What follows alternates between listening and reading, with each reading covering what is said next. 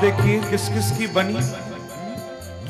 हम लोग सुने कि भगवान ने किस किस की बनाई है, क्या पता कभी हमारी भी बन जाए।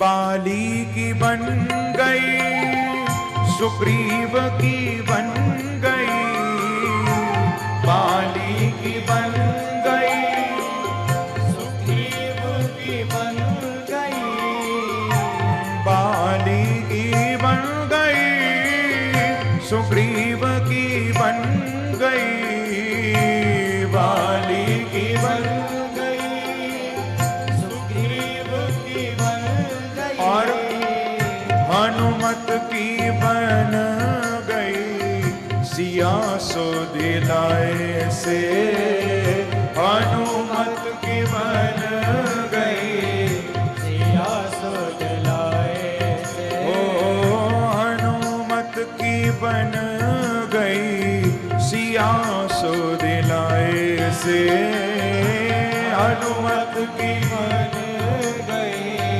सिया सो। हाँ भैया ऐसे ही ओ तेरी बन जाएगी, गोविंद गुण गाए से, तेरी बन जाएगी, गोपाल गुण गाए से, गाइए तेरी बन जाएगी, ओ गोविंद गुण गाए से, तेरी बन जाएगी, गोपाल गुण गाए से, गोविंद गुण गाए से, गोपाल गुण गाए से, गोविंद गुण गाए से, गाइए गोपाल गुण गाए से, गोविंद गुण गाए से, गोपाल गुण गाए से,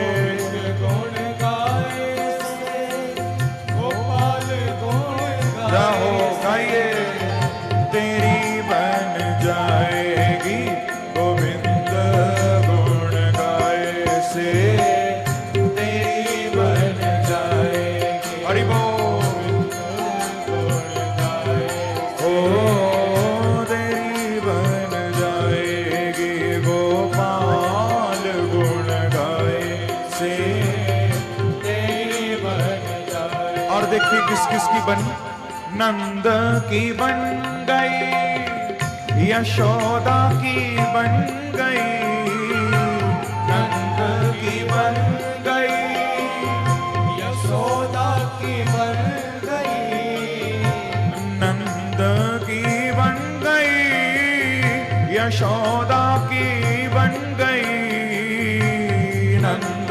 की बन गई, यशोदा की बन गई, और गोपियन की बन गई, माखन खवाए से, गोपियन की बन गई, माखन खवाए से, ओ गोपियन की बन गई, माखन खवाए से, गोपियन की बन गई, माखन खवाए। हाँ भैया ऐसे ही तेरी बन जाएगी, गोविंद गुण गाए से, तेरी बन जाएगी, गोविंद गुण गाए से, तेरी बन जाएगी, गोपाल गुण गाए से, तेरी बन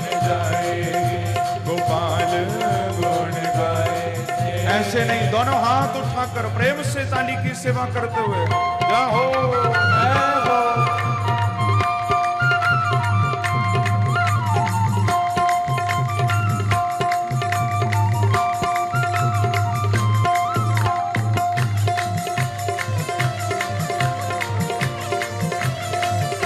बाके बिहारी लाल की, भक्तवत्सल भगवान की।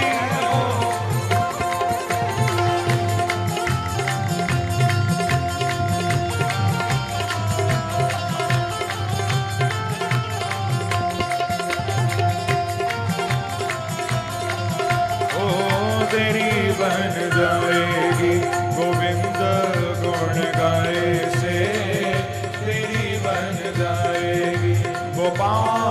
गुण गाए से तेरी बन जाएगी।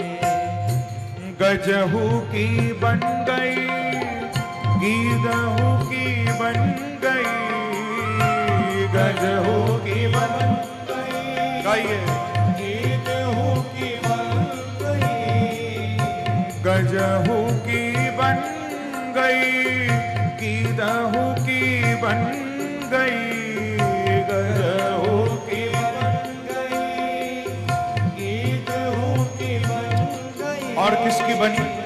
केवट की बन गई, केवट की बन गई, नाव पे चढ़ाए से केवट की बन गई, नाव पे चढ़ाए ऐसे ही तेरी बन जाएगी।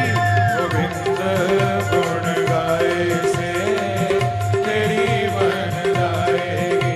गोपाल गुण गाए से गाइए तेरी बन जाएगी। गोविंद गुण गाए से तेरी बन जाएगी। गोविंद गुण गाए से, गोपाल गुण गाए से, गुण गाए से, गोपाल गुण गाए से, गोविंद गुण गाए से, गोपाल गुण गाए से, गोविंद गुण गाए से, जाओ गाइए ओ तेरी बन जाएगी। गोविंद गुण गाए से तेरी बन जाएगी। जाओ गुण गाए से ओ तेरी बन जाएगी। गोविंद गुण गाए से तेरी बन जाएगी। गोपाल गुण गाए से तेरी बन जाएगी। बोलो श्री वृंदावन बिहारी लाल की जय। जय श्री राधे। तो बंधुओं, इस प्रकार से श्री ध्रुव जी पर भगवान की कृपा हुई, भगवान के परम धाम को ध्रुव ने प्राप्त किया। आगे फिर श्री ध्रुव जी महाराज के वंश का वर्णन इस चतुर्थ स्कंद में हुआ है। इन ध्रुव जी के वंश में आगे चलकर एक राजा हुए थे जिनका नाम था अंग। आप लोग ध्यान पूर्वक कथा सुनिए। ये जो अंग राजा थे, इनकी पत्नी थी सुनीता, और इनके यहां पर एक पुत्र का जन्म हुआ जिसका नाम पड़ा वेन। प्रेम से कहो श्री राधे। ये जो वेन था ना, बड़ा दुष्ट था, बहुत दुष्ट। ये बचपन से ही बहुत गलत गलत काम करता था, चोरी भी करता था, राजा का बेटा होकर खूब चोरी करता। यदि इस वेन से कोई अंधा व्यक्ति रास्ता पूछे कि हमको रास्ता बता दो भैया, तो उसको लेकर जाता, कुएं में ही धक्का दे देता। इतना शैतान वेन। वेन का अर्थ भी ये होता है, वेनयति पीड़यति जनान इति वेनः। जो लोगों को कष्ट दे, पीड़ा पहुंचाए, वो वेन है। अब इसके अत्याचारों से इसके पिता अंग महाराज बड़े दुखी हो गए। इतना दुखी हो गए कि रात में चुपचाप महलों को छोड़ के ही वन में चले गए। इतना दुखी हो गए। पिता के जाते ही वन में वेन गद्दी पर बैठ गया, राजा बन गया। और गद्दी पर बैठते ही वेन ने घोषणा कर दी कि नष्टव्यम न दातव्यम न होतव्यम द्विजा क्वचित इति न्यवार्य धर्मम भेरी घोषेण सर्वशः। वेन ने घोषणा कर दी कि अब आज से मेरे राज्य में न कोई दान करेगा, न कोई यज्ञ करेगा, न कोई भगवान की पूजा करेगा। यदि किसी ने ऐसा किया तो उसको मृत्यु दंड मिलेगा। यह घोषणा वेन ने कर दी। अब तो महाराज बड़ा हाहाकार मच गया प्रजा में। ये कैसा राजा आ गया, कहता है कोई यज्ञ नहीं करेगा, पूजा नहीं करेगा। तो उस समय जितने भी बड़े बड़े संत थे, ब्राह्मण थे, विद्वान थे, सब मिलकर वेन के पास आए और वेन को आकर सबने कहा कि महाराज, आपने कैसी घोषणा कराई है? आप कहते हो कि मेरे राज्य में कोई यज्ञ नहीं करेगा, दान नहीं करेगा, पूजा नहीं करेगा। अरे जिस राज्य में यज्ञ नहीं होते, दान नहीं होते, पूजा पाठ नहीं होते, वहां की प्रजा कभी सुखी नहीं रहती है। वहां पर अकाल पड़ता है, वहां पर प्रजा में भय बना रहता है, वहां कोई सुख चैन से नहीं रह सकता। राजा, आप इस घोषणा को वापस लो, ऐसा मत करो। तो वेन ने कहा कि अच्छा, तुम लोग मुझे सिखाने आए हो? बालिशावत यूयम वा अधर्मे धर्ममानिनः ये वृत्तिदम पतम हित्वा जारम पति उपासते। अरे ब्राह्मणों, तुम लोग मुझे छोड़कर किसी और भगवान की पूजा करते हो। कौन भगवान है? लाओ मुझे दिखाओ, किसकी पूजा करते हो? नहीं नहीं, आज से किसी भगवान की पूजा नहीं होगी, क्योंकि तुम्हारा भगवान तो मैं हूं। ये वृत्तिदम पतिम हित्वा, क्योंकि मैं तुम्हारा पालन करता हूं, मैं तुम्हारा राजा हूं, और पालन करने वाले पति को, राजा को छोड़कर तुम किसी दूसरे भगवान की पूजा करते हो। मैं सबको सूली पर टंगवा दूंगा यदि आज से किसी ने भी भगवान की पूजा की। हां, यदि तुमको पूजा करनी है तो मेरी करो, यज्ञ करना है तो मेरे नाम से यज्ञ करो, दान करना है तो मेरे नाम से दान करो, तब तो कर सकते हो। जो ऐसा कहा, ब्राह्मणों को सबको क्रोध आ गया कि ये राजा तो बड़ा पापी है, ये भगवान की पूजा बंद कराकर अपनी पूजा कराना चाहता है। सबको क्रोध आ गया। हन्यताम हन्यताम एष पापः प्रकृति दारुणः। सब ब्राह्मण बोले कि इसको मार डालो, मार डालो, ये राजा बनने योग्य नहीं है। सबने अपने अपने कमंडलों से जल लिया, मंत्र से अभिमंत्रित किया जल को, और वो जल लेकर वेन के शरीर पर फेंका। तो जल के पड़ते ही वेन का उसी समय प्राणांत हो गया, मृत्यु हो गई। अब कौन गद्दी पर बैठे? तो ब्राह्मणों ने यहां वेन के शरीर का मंथन किया है, और वेन के शरीर का मंथन करके उस वेन के पार्थिव शरीर से भगवान का अवतार हुआ है। साक्षात पृथु भगवान प्रकट हुए हैं। बोलो पृथु भगवान की जय। वेन के शरीर से पृथु भगवान प्रकट हुए और लक्ष्मी स्वरूपा महारानी अर्ची प्रकट हुई थी। दोनों का विवाह कराया ब्राह्मणों ने और गद्दी पर महाराज पृथु को बिठा दिया। देखो, भगवान ने बता दिया कि मैं जीवित के अंदर तो हूं ही, लेकिन मैं तो मुर्दे के अंदर भी बैठा हूं। भगवान मुर्दे के अंदर से भी निकल आए, वेन के शरीर से प्रकट हो गए परमात्मा। कहां नहीं है भगवान? हर जगह बैठे हैं। महाराज पृथु गद्दी पर विराजमान हुए हैं। इनके सामने सबसे पहली समस्या तो ये आई कि इनके यहां पर बहुत भीषण अकाल पड़ा। पृथ्वी ने अपने अंदर से अन्न को प्रकट करना ही बंद कर दिया। बड़ा भीषण अकाल। महाराज पृथु को क्रोध आया। पृथ्वी को ताड़ना भागवत में दी। वसुदे त्वाम वदिष्यामि मच्छासन परांग मुखीम। हे वसुदे, तू मेरी बात नहीं मानती। मेरे राज्य में तूने अन्न को देना बंद कर दिया, मेरी प्रजा भूखी मर रही है। धनुष बाण लेकर खड़े हो गए पृथ्वी को मारने के लिए।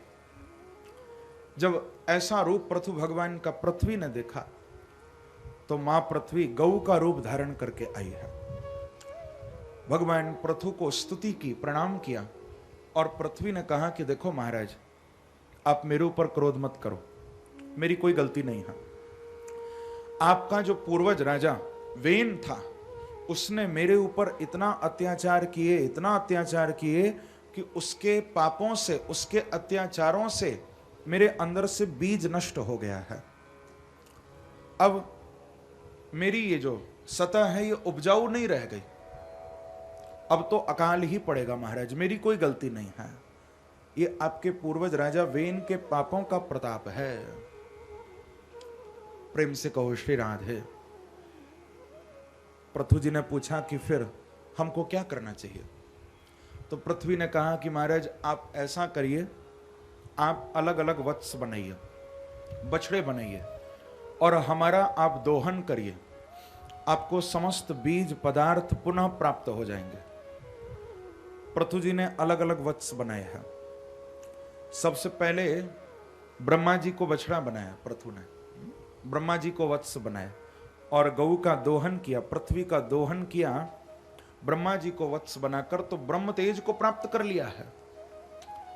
इंद्र को बछड़ा बनाया, इंद्र को बछड़ा बनाकर जब दोहन किया है इंद्रिय सुख को प्राप्त किया है।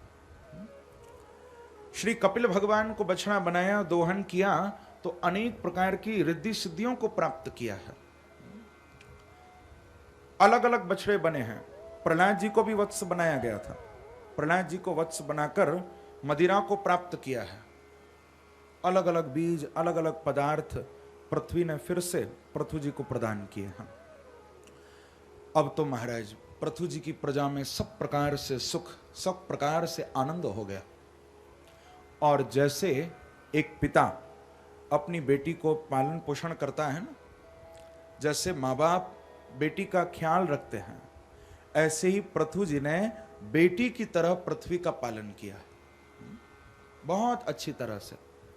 बड़े बड़े पर्वतों को कटवाया था, समतल भूमि का निर्माण करवाया था, छोटे छोटे गांव बसाए थे, छोटे छोटे नगर पृथु जी ने बसाए थे।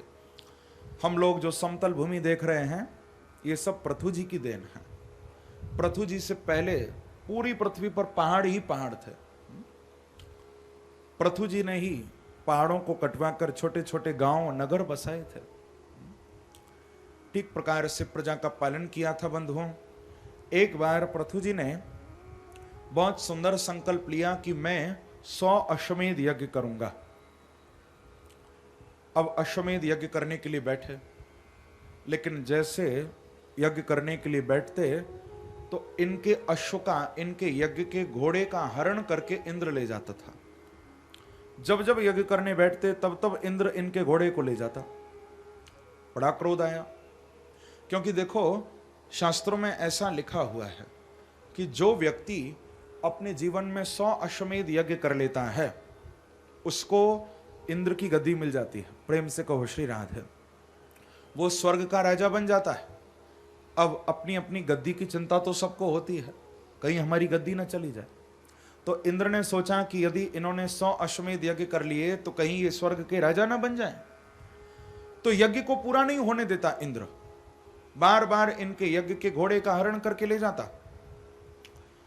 पृथु भगवान को बड़ा क्रोध आया, धनुष बाण लेकर खड़े हो गए कि मैं इंद्र को मार डालूंगा, मुझे यज्ञ नहीं करने देता। तो स्वयं देवताओं के गुरु बृहस्पति जी आए हैं और आकर पृथु जी को समझाया। कहा कि देखो पृथु, आप ये बताओ कि ये यज्ञ आप क्यों कर रहे हो? तुम इंद्र की गद्दी चाहते हो? पृथु जी ने कहा कि नहीं नहीं महाराज, हम इंद्र की गद्दी को नहीं चाहते हैं, हम तो केवल भगवान को पाने के लिए यज्ञ कर रहे हैं।